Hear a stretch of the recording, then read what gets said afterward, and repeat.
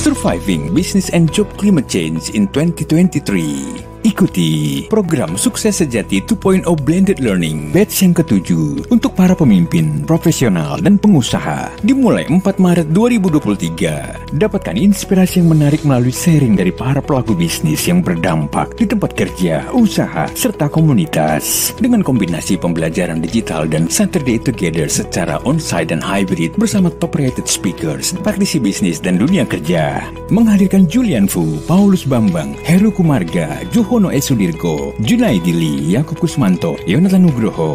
Untuk informasi dan pendaftaran kunjungi www.kbc.or.id/ssbl7 atau hubungi 0878 893 84329. Dipersembahkan oleh Kingdom Business Community, a God Center Marketplace Community.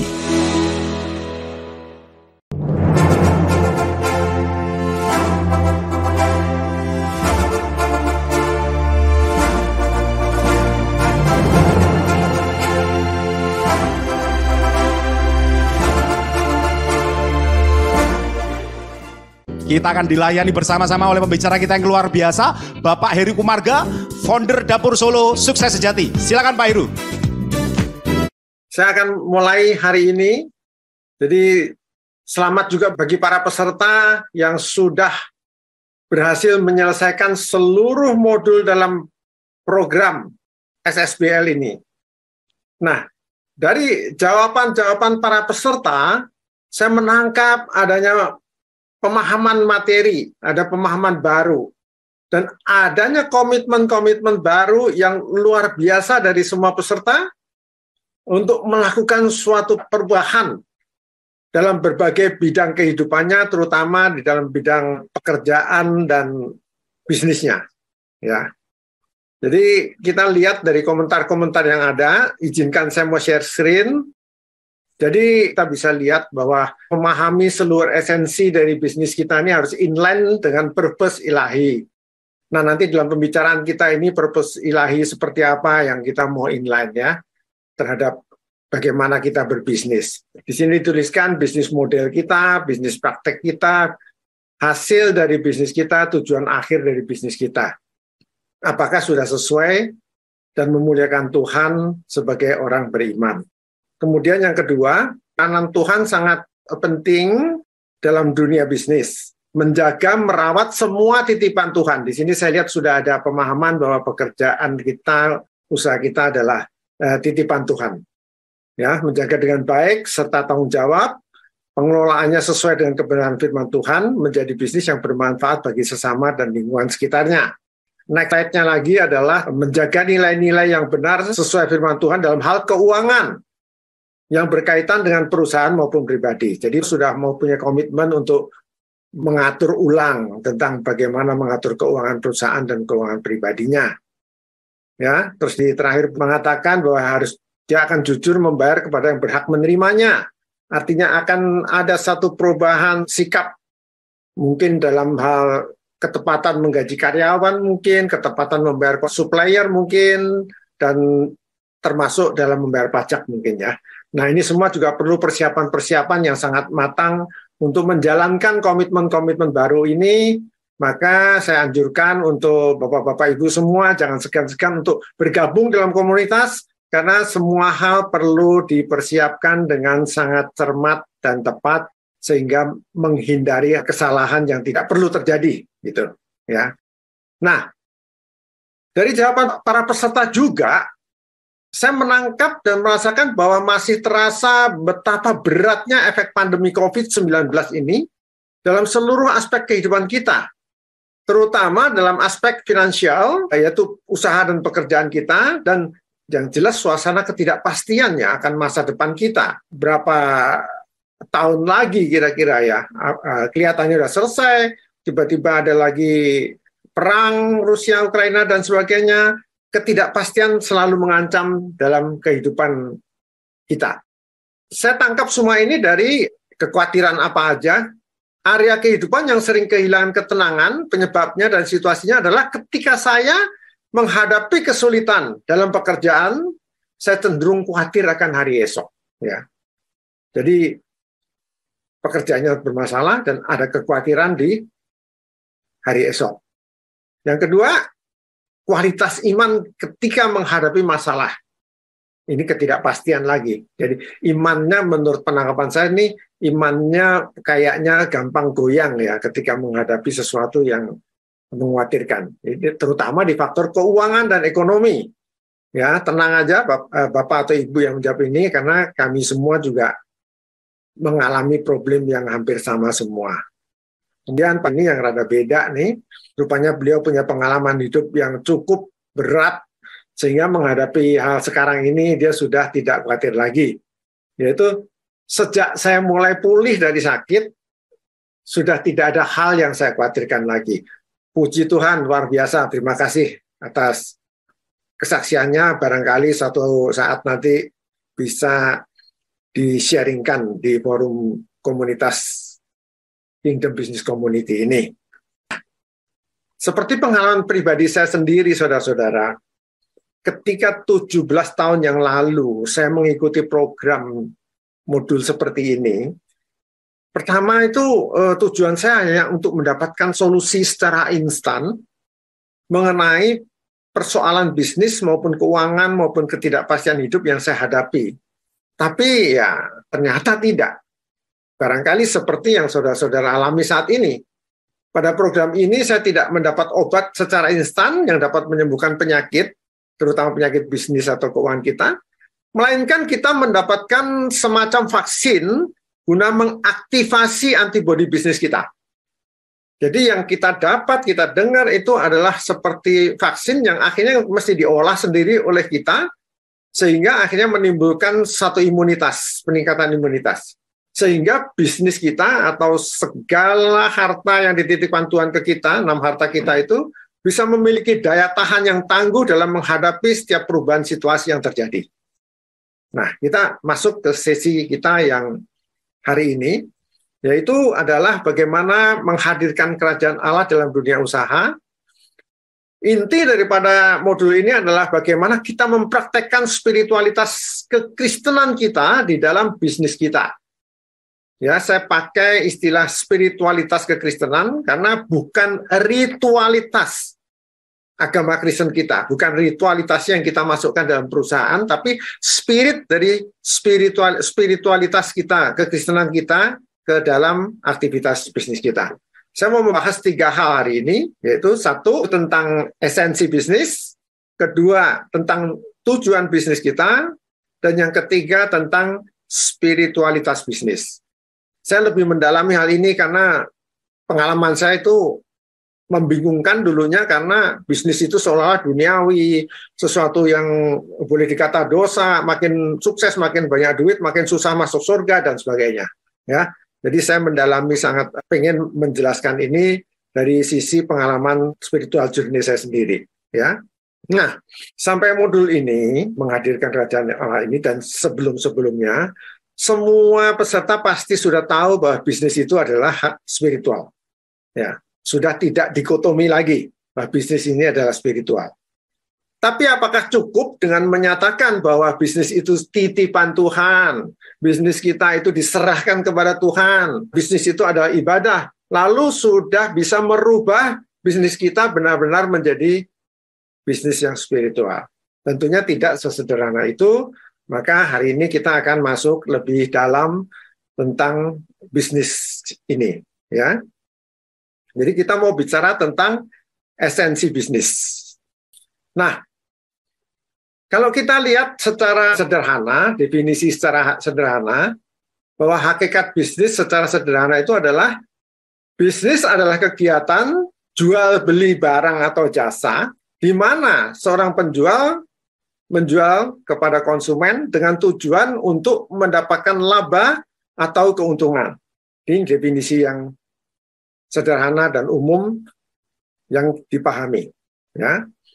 Nah, kalau kita lihat dari gambar ini, sebetulnya bisnis ini adalah suatu proses barter, saudara-saudara. Barter yang saling menguntungkan. Kalau kita lihat dari zaman dulu sekali, mungkin zaman nenek buyut kita itu, barangkali belum mengenal mata uang atau apa, ya itu barter itu langsung, ya. sapi ditukar dengan padi, pisang ditukar dengan jagung dan sebagainya, karena tiap daerah punya masing-masing produk sendiri-sendiri, sehingga karena saling membutuhkan, sehingga mereka akhirnya bertukar. Dan tentunya bertukar ini harus ada kaidah saling menguntungkan, terjadi negosiasi berapa banyak banding berapa banyak, sehingga terjadilah tukar-menukar ini. Hakikat dari bisnis ini sebetulnya sederhananya seperti itu. Tapi karena majunya zaman sehingga akhirnya ditemukanlah sistem nilai, yaitu dengan uang, ya, dengan mata uang. Dari emas, dari perak, dan sebagainya akhirnya ke mata uang. Kira-kira seperti itu sehingga berkembang sampai hari ini. Dari kemajuan-kemajuan itu ditemukan dan ternyata di dalam bisnis ini semakin ke sini melibatkan banyak sekali bidang-bidang yang terlibat di sini. Terlihat bahwa dalam seluruh aktivitas bisnis kita ini itu adalah sebuah kompetisi, ya, di mana kesuksesannya pasti membutuhkan kompetensi, ya. Di dalam kompetensi ini ada 3 unsur, yaitu ada knowledge, ya. Kalau orang kompetennya tinggi itu berarti orang itu harus knowledgeable. Ya, ada pengetahuan tentang produk, ada pengetahuan tentang sistem manajemen, dan semua bidang keilmuan yang berkaitan dengan bisnisnya itu. Ya, kemudian pengetahuan itu karena dipraktekkan dari hari ke hari, terus kemudian menjadi skill. Ya, dari knowledge menjadi skill. Knowledge-nya makin banyak, prakteknya makin banyak, skill-nya makin tinggi, berarti orang itu makin piawai. Dan makin potensi untuk memenangkan kompetisi itu lebih besar. Kemudian yang ketiga adalah attitude. Di dalam bisnis selalu ada attitude, karena kita tuh berrelasi bisnis dengan orang lain. Sikap hidup, prinsip hidup. Nah, ya, semua ini kita tetap dari sisi positifnya bahwa dari sikap, dari knowledge, dari skill, ada produk dan sebagainya, ada attitude yang benar, maka terjadilah hubungan bisnis yang sehat. Seperti itu. Nah, dasar firman Tuhan daripada hakikat bisnis sendiri menurut Alkitab yang saya pahami, itu saya lihat dari Kejadian 2 ayat 15, itu sudah difirmankan oleh Tuhan. Tuhan Allah mengambil manusia itu dan menempatkannya di dalam Taman Eden untuk mengusahakan dan memelihara taman itu. Di sini ternyata mengusahakan itu, bahasa Ibraninya adalah abad atau abudah, bahasa Arabnya adalah ibadah. Yang di sini mau saya soroti adalah ternyata usaha atau bisnis atau aktivitas kita secara profesional apapun juga itu adalah ibadah. Itu saya peroleh kebenarannya dari Kejadian 2 ayat 15. Istilah itu sudah dipakai di situ bahwa berusaha itu adalah abad atau ibadah, dan Tuhan memerintahkan itu, ya, memberi mandat, memberi amanat, dan memelihara taman itu. Jadi manusia itu harus mengusahakan memelihara taman itu. Itulah hakikat bisnis pertama kali yang tercantum di dalam Alkitab. Jadi manusia punya tugas mengelola, ya, mengusahakan Taman Eden. Ya. Kemudian di Kejadian 1 ayat 28 itu tujuannya apa? Visinya apa? Ya, misi Tuhan apa untuk itu? Di sini tertulis Allah memberkati mereka, lalu Allah berfirman kepada mereka, beranak cuculah dan bertambah banyak. Penuhilah bumi. Ya, di sini ditulis penuhilah itu sebenarnya ada replenish. Ya. Dan taklukkanlah itu, berkuasalah atas ikan-ikan di laut dan burung-burung di udara dan segala binatang yang merayap di bumi. Replenish itu bahasa Ibraninya mala, artinya to be full, accomplish, ya, melengkapi, memenuhi, ya, bisa bilang menyelesaikan, menguduskan. Jadi manusia itu diberikan tugas untuk, waktu Tuhan memberi mandat kepada kita ini sebetulnya untuk membangun, menyelesaikan, menyempurnakan di mana manusia ditempatkan oleh Tuhan, yaitu bumi atau Taman Eden ini untuk menjadi sempurna, untuk memuliakan Tuhan dengan segala usahanya itu tadi. Jadi pada waktu Tuhan memberi mandat kepada kita untuk mengusahakan dan memelihara bumi, kita dibekali dengan jiwa. Tubuh kita yang fana itu, yang tanah itu dikasih roh kehidupan, kemudian ada jiwa, ya, yang isi jiwa sendiri adalah rasio atau pikiran dan hati nurani atau perasaan, ya. Agar kita bisa mengeksplor dan menemukan kebenaran yang tersimpan di dalam alam ini. Itu sudah dipersiapkan. Jadi temuan-temuan itu menjadi pengetahuan kemudian ya, dan terus berkembang menjadi ilmu pengetahuan, dipraktekkan terus sehingga menjadi skill. Semua itu sebetulnya ditujukan untuk mentaati firman Tuhan, yakni membangun Taman Eden bagi manfaat kehidupan manusia itu sendiri dan untuk memuliakan Tuhan. Jadi kita mesti ingat bahwa semua ilmu pengetahuan itu adalah kasih karunia dari Tuhan sebetulnya, ya. Dan ingat ciri dari semua bidang ilmu pengetahuan tadi, selalu berlaku hukum tabur tuai dari Tuhan. Ya, hukum sebab akibat. Ya. Nah, ini perlu kita ketahui. Perlu kita ketahui, karena banyak sekali terjadi kesalahan-kesalahan dalam kita mempraktekkan fasilitas pengetahuan yang diberikan oleh Tuhan kepada kita ini dengan cara yang salah. Ya, campur aduk dengan supranatural, antara yang natural dan supranatural. Bisnis itu adalah suatu aktivitas yang mulia. Bisnis kita as usual itu ternyata dirunut dari sejak kitab Kejadian itu, memang itu adalah sesuatu yang mulia, ya. Bisnis adalah aktivitas ibadah kita di dalam rangka memenuhi mandat Tuhan kepada kita di Kejadian 1, yang kita jalankan dengan menggunakan fasilitas yang dikaruniakan Tuhan kepada kita, baik fasilitas rohani, truth, sekaligus fasilitas keilmuan, kompetensi, yang harus kita aplikasikan secara benar dengan tujuan memuliakan Tuhan. Care, mengasihi sesama dalam aktivitas bisnis, ya.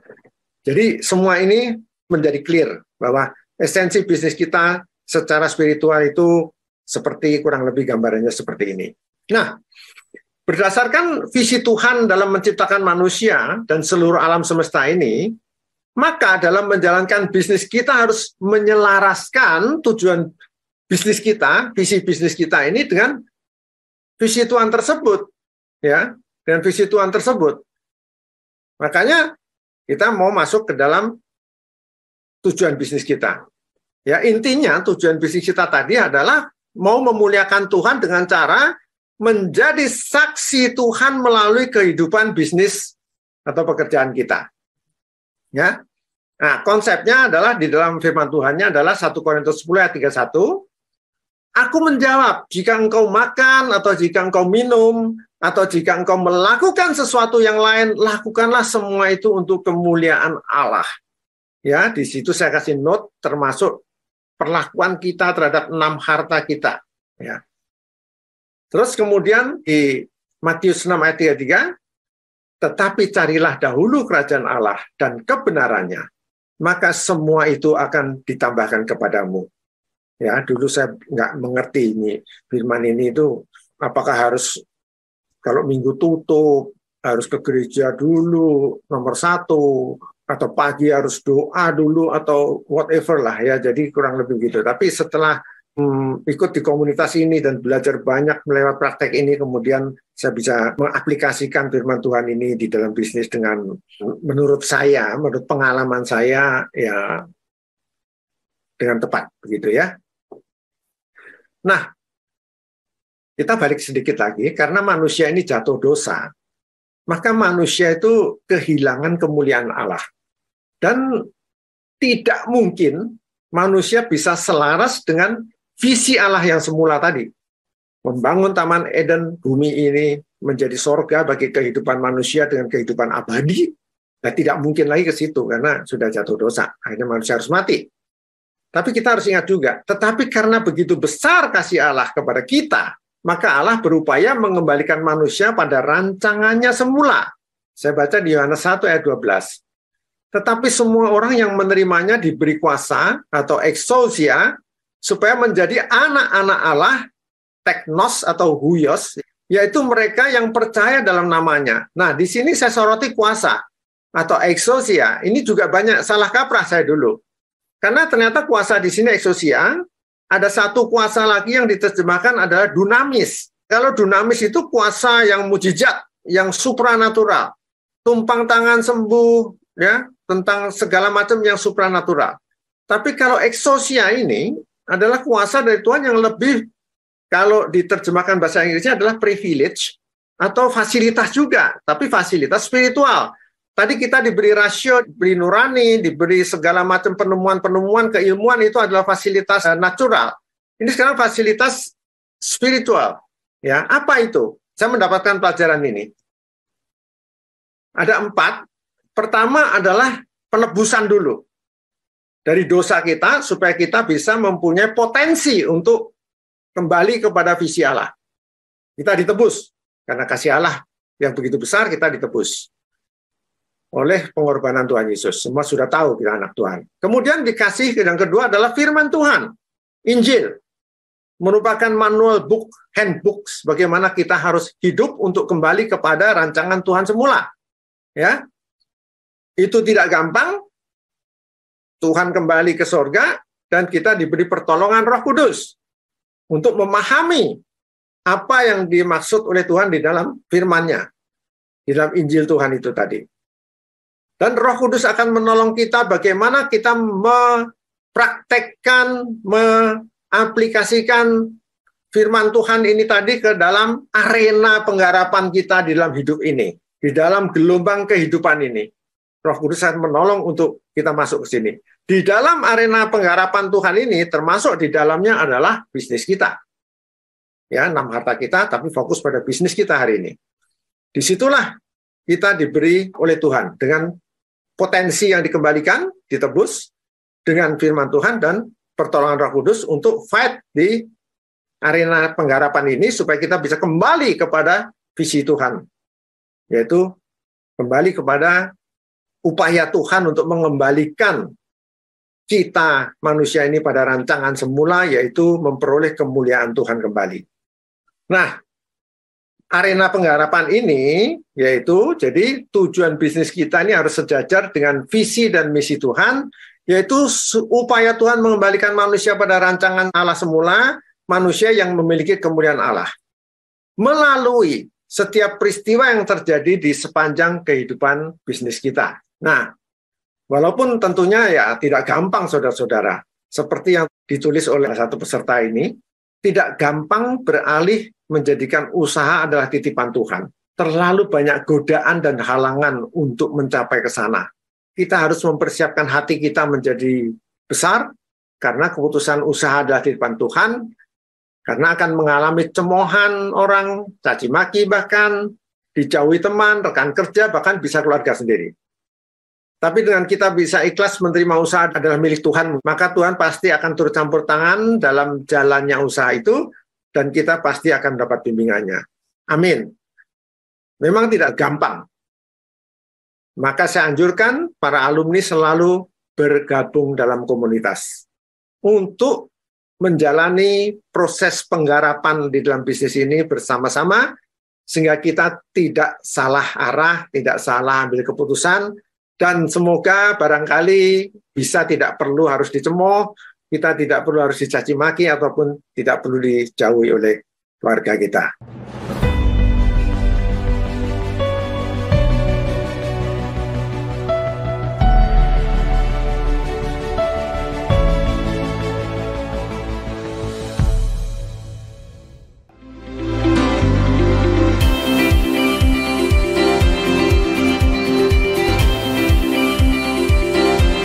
Rise and Podcast listeners, terima kasih Anda telah menyimak Rise Podcast Special Edition yang dipersembahkan oleh Kingdom Business Community. Harapan kami setiap episode Rise Podcast dapat menginspirasi Anda untuk terus mengalami transformasi dalam melakukan bisnis dan profesi Anda untuk tujuan yang mulia, membangun bisnis melalui manusia dan membangun manusia melalui bisnis. Kami mengajak setiap Anda dan perusahaan Anda untuk bergabung bersama kami dalam komunitas Kingdom Business Community. Secara bersama, kita bisa bertumbuh, berkembang, dan sukses, serta dapat berkolaborasi dalam gerakan kepedulian kepada sesama untuk Indonesia yang lebih baik. Untuk dapat bergabung, silahkan kunjungi website Kingdom Business Community di www.kbc.or.id atau hubungi Sekretariat Nasional KBC di 0817 131 257. Sekali lagi, www.kbc.or.id.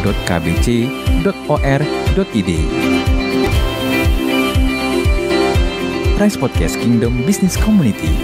We podcast with heart. Sampai jumpa.